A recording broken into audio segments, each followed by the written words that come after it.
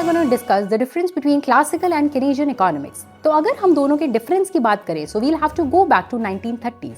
अगर हम 1930s से पहले की बात करें तो सिर्फ एक स्कूल ऑफ थॉट प्रेवलेंट था, which was classical economics. But now we need to know what led to the decline of classicals, what led to the emergence of Keynesian. और आज की डेट में हम classical economics फॉलो करते हैं या Keynesian economics follow करते हैं. So let's start with the basic understanding of classical school of thought.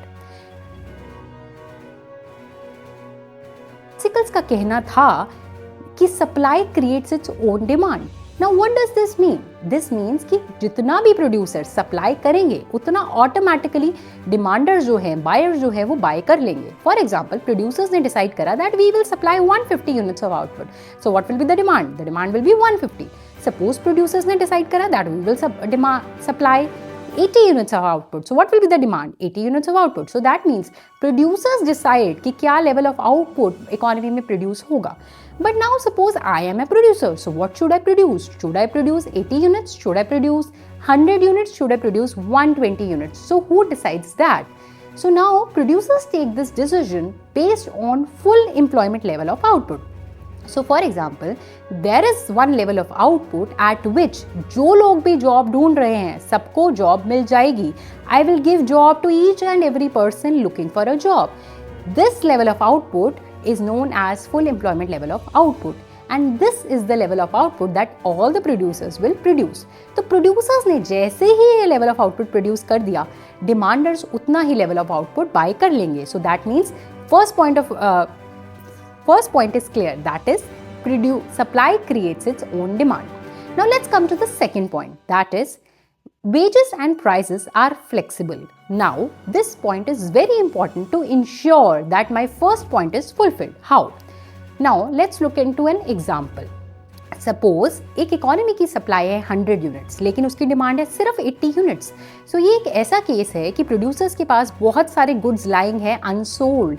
In this case supply is greater than demand. So in this case what will happen is that prices will fall. And जब prices fall करेंगे तो हमें पता है demand बढ़ेगी. जैसे ही demand बढ़ेगी और 100 के इक्वल हो जाएगी, demand is equal to supply is equal to 100. And ये 100 क्या है? This is the full employment level of output in an economy. So this is point number 1. इसमें डिमांड सप्लाई के इक्वल होने के लिए the thing that mattered was price flexibility. Now we come to the second point, that is suppose हमारी demand है 120 और हमारी supply है 100. This is the case of excess demand. इसमें डिमांड ज़्यादा है. सो नाउ इसमें इक्विलिब्रियम इंश्योर करने के लिए what will happen is prices have to rise. जैसे ही prices rise करेंगे, demand will fall such that demand is equal to supply at 100 units. So this second condition is very very important to ensure that supply creates its own demand. तो इन दोनों का crux क्या है? Supply और demand automatically equal हो जाएंगे by the adjustment of prices. And at the end supply कितना होगा? जितना प्रोड्यूसर्स चाहेंगे. एंड प्रोड्यूसर्स कितना सप्लाई करना चाहेंगे? Full employment level of equilibrium. Now let's come to the third point.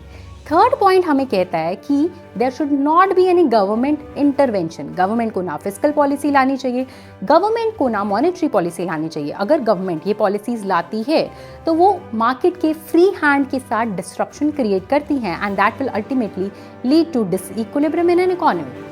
These were the three basic points of classical economics. But now what led to the decline of classical economists is what we are going to explore next. 1930s के time there was this great economic depression, जब बहुत सारे goods जो है वो unsold पड़े थे. Economy में वाइड स्प्रेड अनएम्प्लॉयमेंट थी.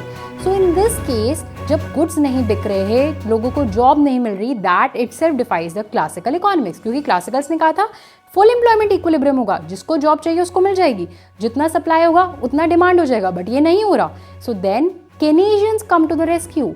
वो 3 पॉइंट्स देते हैं जो बोलता है कि क्लासिकल के जो 3 पॉइंट्स हमने दिए हैं वो गलत है. सबसे पहला पॉइंट केनेशियन का ये है that there can be lack of aggregate demand in an economy. ज़रूरी नहीं है जितना सप्लाई होगा उतना डिमांड हो जाएगा. देयर कैन बी टाइम्स जब कंज्यूमर्स इतनी डिमांड ही नहीं कर रहे, उनकी इनकम्स कम हैं जिस वजह से वो डिमांड नहीं कर रहे. प्राइस कम होने पर भी उनकी डिमांड नहीं है क्योंकि उनके पास इनकम्स ही नहीं है. So that was point number 1 of Keynesian economics, that there can be lack of aggregate demand. Point number 2, wages and prices are not flexible. Why they are not flexible? They gave a number of reasons. For example, हम आज की date में अगर कुछ भी raw material का price बढ़ता है तो हम आज में प्राइस नहीं बढ़ा सकते अपने गुड्स का. तो आप कैसे कह सकते हैं प्राइस और वेजेस एक ही दिन में बढ़ जाएंगे? They are rigid, workers are under some contracts, इतनी जल्दी वेजेस अप डाउन नहीं हो सकती.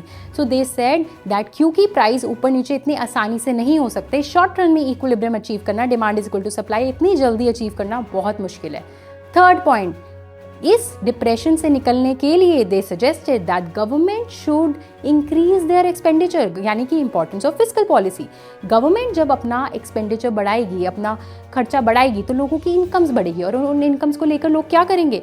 लोग खर्चा करेंगे, और जब खर्चा करेंगे तो गुड्स की डिमांड बढ़ेगी. जब गुड्स की डिमांड बढ़ेगी तो लोगों को जॉब्स मिलेगी. So that means employment generate होगी, डिमांड जनरेट होगी और आउटपुट बढ़ेगा, तो इकोनॉमी डिप्रेशन से निकलेगी. और यही हुआ जब गवर्नमेंट ने अपना खर्चा बढ़ाया 1930s के बाद, केनेजियंस के सजेशन के बाद. तो we saw that there was a rapid rise in incomes and we could basically the US could get out of the great economic depression. So now, do we follow Keynesian school of thought? The answer is a straight no. Why? We follow a mixture of classicals and Keynesians. Keynesian school of thought basically received a lot of criticism in 1970s.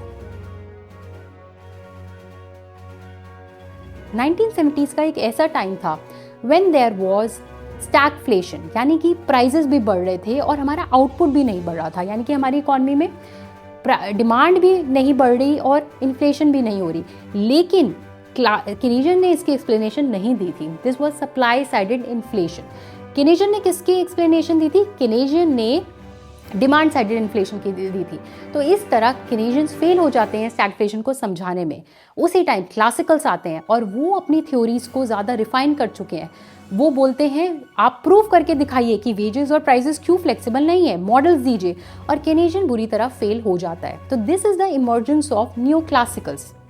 लेकिन ऐसा नहीं है कि उसके बाद classicals prevailed. केनेजियंस भी अपनी theories को और स्ट्रॉन्ग करते हैं और वापस आते हैं.